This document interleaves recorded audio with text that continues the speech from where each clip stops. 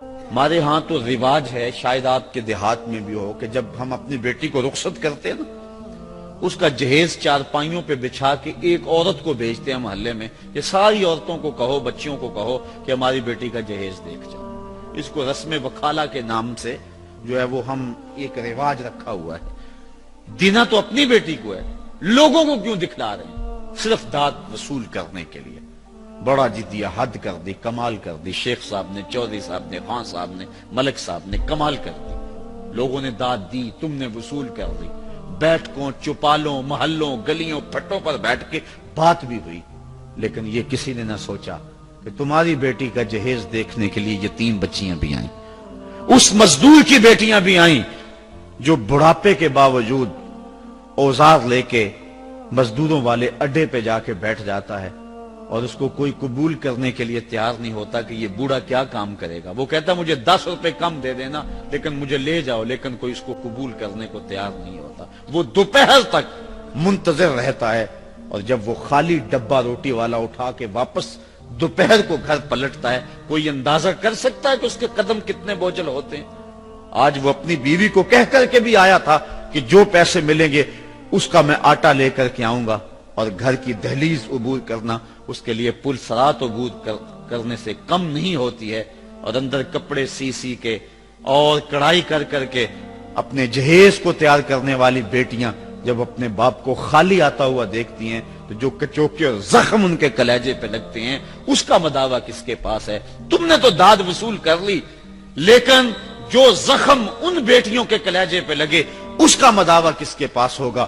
تارا ٹوٹتا سب نے دیکھا، یہ نہ دیکھا ایک نے بھی، کس کی آنکھ سے آنسو ٹپکا، کس کا سہارا چھوٹ گیا۔ کاش کہ ہم اس نقطہ نظر سے سوچنے کا مزاج بنا لیں۔ میرے اور آپ کے آقا و مولا عید پڑھنے کے لیے جا رہے ہیں کہ راستے کے اندر ایک بچے کو روتا ہوا دیکھا۔ پوچھا بیٹا آج تو خوشیوں کا دن ہے اور تم رو رہے ہو؟ عرض کرنے لگا میرے باپ کا سایہ میرے سر پہ نہیں ہے۔ علامہ اقبال نے دارالشفقت لاہور کا جو یتیم خانہ ہے اس کے ایک سالانہ اجلاس میں ایک نظم پڑھی تھی، نالہ یتیم۔ وہ خیر مدون تو نہیں ہے لیکن غیر مدون وہ کہیں کسی رسالے میں نے دیکھی ہیں، اس میں یتیم کے دکھڑے بیان کیے گئے ہیں۔ جب عید کے روز چھتوں پہ چڑھ کے بچے عید کا چاند دیکھتے ہیں تو وہ یتیم بھی ان بچوں کے ساتھ دیکھتا ہے۔ جب چاند نظر آتا ہے تو وہ بچے پلٹ کے اپنے باپ کی باہوں میں جھول جاتے ہیں، تو یتیم جب اپنے ویڑے میں اترتا ہے تو جو کسک اور جو زخم اس کے کلیجے پہ لگتے ہیں اس کو میں لفظوں کا روپ نہیں دے سکتا۔ تو پھر اقبال اس یتیم کو تصور میں پکڑتا ہے اور کہتا ہے آ تجھے میں حضور کی دہلیز پہ لے چلوں، تیرے دکھوں کا مداوع کہیں اور نہیں ہوگا۔ اور پھر حضور امت کو مخاطب ہو کے کہتے ہیں گر تم سمجھو تو 100 باتوں کی یہ ایک بات ہے، آبرو میری یتیمی کی تمہارے ہاتھ ہے۔ تو آقا کریم نے اس کو پکڑا، گھر لے آئے، جیسا لباس حسنین کو دیا تھا ایسا لباس اس کو دیا، اس کو کھانا کھلایا، اس کے سروں میں کنگھی کی، تیل لگایا، اچھا لباس پہنایا، پھر مزید احساس محرومی ختم کرنے کے لیے فرمایا اما ترضى انا محمدن ابو کا و عائشہ امو کا و فاطمہ بنت محمد اختو کا۔ بیٹا کیا تو پسند نہیں کرتا کہ محمد تیرا باپ لگے اور عائشہ تیری ماں لگے اور فاطمہ تیری باجی لگے؟ اس نے کہا یہ رشتے مل جائیں تو مجھے اور کیا چاہیے؟ کہا آج کے بعد یہ رشتے تیرے ہوئے۔ حضور نے ایک انگلی سے حسنین کو لگایا ہوا ہے، دوسری سے یتیم بچے کو لگایا ہوا ہے، اور عیدگاہ کی طرف آ رہے ہیں، اور بچے بھی اپنے اپنے ماں باپ کے ساتھ جا رہے ہیں، لیکن یہ یتیم بچہ زبان حال سے کہتا ہے تھا تو یتیم لیکن آج یتیمی کا مزہ آ گیا، مصطفیٰ جان رحمت کی انگلی تھام کے جا رہا۔ تو میرے اور آپ کے آقا و مولا نے عملاً لوگوں کے سامنے پسے ہوئے محروم طبقوں کو عزت دی۔ حضرت عمر فاروق رضی اللہ تعالی عنہ سے روایت ہے، حضور بیٹھے تھے مسجد نبوی میں مصلی پہ، ایک بڑی آئی دروازے پر کھڑی ہو کر حضور کو ہاتھ سے اشارہ کیا، آقا اس کی بات سننے کے لیے دروازے پہ چلے گئے۔ آج ہر شخص کو اپنے سٹیٹس کا بڑا خیال رہتا ہے، حضور سے بڑا سٹیٹس کس کا ہو سکتا ہے؟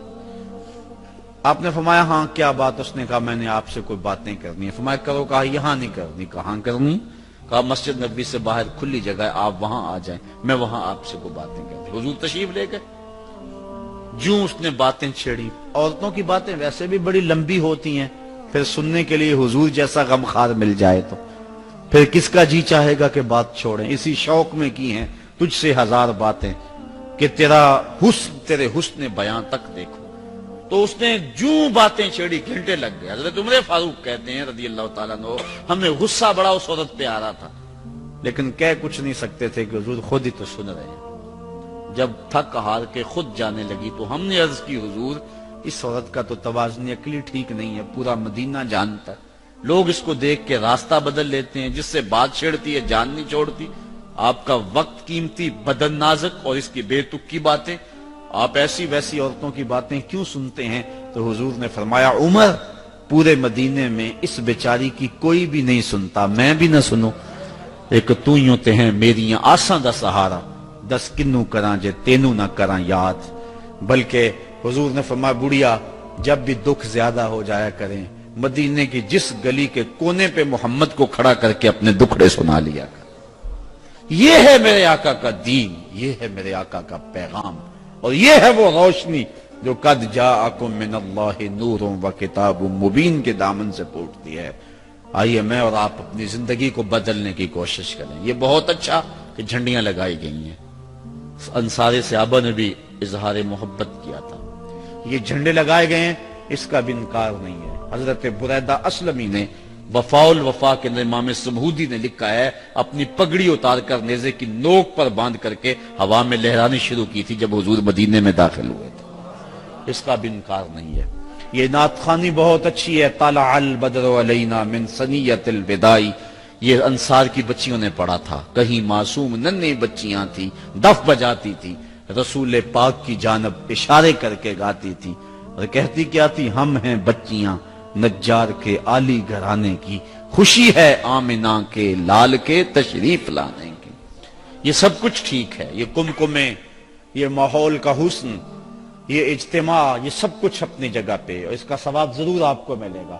اس کا انکار کرنے والا کور ذوق اور شریعت کے مزاج سے ناواقف ہے, اسے نہیں پتا کہ مسرت کے اظہار کے طریقے ہوتے ہیں, اور ہر دور کا ایک اپنا مزاج ہوتا ہے.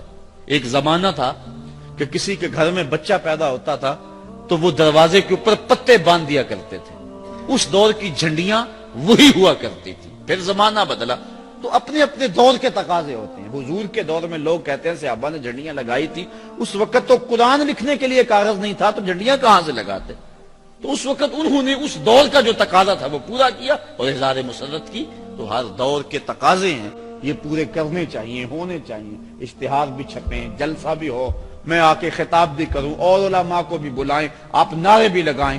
صحابہ نے بھی نعرے لگائے تھے. حضور کو جب دیکھا, مسلم کتاب الہجرہ کے لفظ ہیں, تفرق الغلمان والبلدان فی الطرق ینادون یا محمد آہو یا رسول اللہ.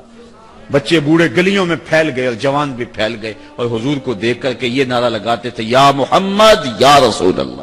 یہ مسلم شریف کے لفظ ہیں, انکار اس کا بھی نہیں ہے.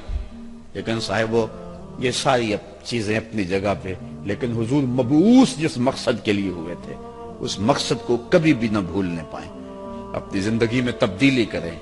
اگر اس مجلس میں کوئی شخص ایسا ہے بدقسمتی سے جو نماز نہیں پڑھتا, تو آج عزم کر کے جائے میلاد کی محفل میں کہ آج کے بعد نماز نہیں چھوڑے گا. کہو نا انشاءاللہ. بڑی دیر سے آپ نعرے لگا رہے ہیں, یہ بھی نعرہ لگا دیں انشاءاللہ کا. اتنے زور سے نعرہ لگائیں شیطان کا کلیجہ پھٹ جائے آپ کے عزم کی وجہ سے. یہ عزم کر کے جائیں, یہ پختی. یہ ہے حضور جو دین لے کے آئے, یہ ہے پیغام جو حضور لے کر کے آئے ہیں. 750 مرتبہ قرآن نے حکم دیا نماز کا, اور صحابہ فرماتے ہیں مومن اور کافر میں فرق ہی نماز کو سمجھتے تھے.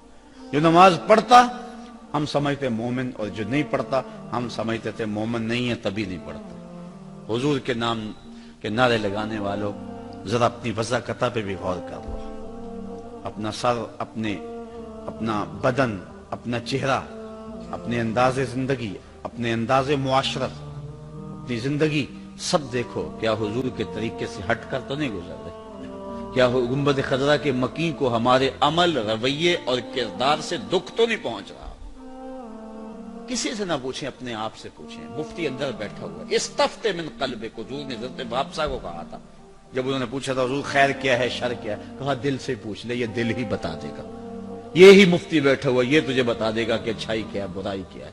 میرے استاذ المکرم، اللہ ان کی قبر پہ کروڑوں رحمتوں کا نزول فرمائے۔ قبلہ مفتی حبیب اللہ صاحب رحمۃ اللہ تعالی علیہ، آپ فرمایا کرتے تھے یہ نہ ہو کہ لوگ پوچھیں تمہیں کہ تم کون ہوتے ہو اور تمہیں بتانا پڑے ہم مسلمان ہوتے ہیں۔ یہ دیکھو مذہب کے خانے میں اسلام لکھا ہوا ہے۔ آپ فرمایا کرتے تھے میاں نہ کسی کو پوچھنا پڑے نہ تمہیں بتانا پڑے، تمہارا کردار، تمہارے اخلاق، تمہاری وضاقتہ، تمہاری شکل و صورت، تمہاری تمدن، تمہاری تہذیب اس طرح ہونی چاہیے۔ تم دور سے چلے آ رہے ہو، لوگ پہچان کے کہیں وہ دیکھو آقا کا غلام آ رہا۔ ایسا نہ ہو۔ آئیے میں اور آپ اپنی زندگی کو بدلنے کی کوشش کریں اور اپنی زندگی کو حسن اور نیکی دیں۔ میرے میزبان عالی مرتبت کا تو خیال تھا کہ میں لمبی گفتگو کروں، لیکن میں یہ چوتھی کے 5ویں گفتگو ہے اور ابھی ایک جگہ پہ اور میرا انتظار ہو رہا ہے، وہاں بھی میں نے چند کلمے کہنے ہیں، تو میں تقریباً پونا گھنٹہ ہو گیا مجھے گفتگو کرتے ہوئے۔ بات یہ ہے کہ اگر ایک جملہ بھی عمل کے لیے نصیب ہو جائے تو میں کہتا ہوں وہ گھنٹوں کی تقریر سے بھاری ہوتا ہے۔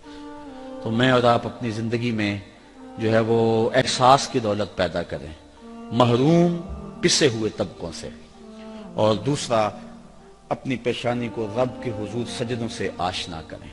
کہیں ایسا نہ ہو کہ زندگی برباد ہو جائے۔ وہ زندگی برباد ہے جس میں سجدہ نہیں ہے۔ یقین کرو صبح کے وقت چڑیاں بھی اٹھ کے اللہ کی تسبیح بول رہی ہوتی ہیں، اور یہ اشرف المخلوقات ہے کہ جو لمبی تان کے سویا ہوا ہوتا ہے، شرم ہی نہیں آتی اس کو کہ میں اشرف المخلوقات ہوں۔ وَلَقَدْ كَرَّمْنَا بَنِي آدَمَ کا تاج میرے سر پہ رکھا ہوا ہے، مسجود الملائک میں ہوں، کائنات کا مقصود میں ہوں، اللہ نے پوری کائنات میرے لیے بنائی ہے۔ تو یہ لمبی تان کے خراٹے لے رہا ہے، اور چڑیاں بھی، حشرات الارض بھی اپنی بلوں سے منہ نکال کے اللہ کا نام جپ رہے ہوتے ہیں۔ تو کتنی بدقسمتی ہوتی ہے کسی شخص کی کہ وہ نماز کی اس کو توفیق نہیں ہے۔ تو صاحب سب سے اولیت نماز کو عبادات کے اندر آئیں، میں اور آپ اپنی زندگی کو یہ نور اور یہ روشنی ضرور دیں۔ میں یہی آپ سے گزارش کروں گا۔ یہ گزارش کرنے کے لیے میرے پاس خوبصورت لفظ تو نہیں ہے، لیکن میرے درد اور میری کسک اور میرے اندر کی کیفیت تو یقیناً آپ کے اندر اترے گی، اور میں آپ کی انشاءاللہ کے جواب سے مطمئن ہو کے جاؤں گا کہ یہ عزم کریں کہ آج کے بعد نماز نہیں چھوڑیں گے۔ وآخر دعوانا ان الحمد للہ رب العالمین۔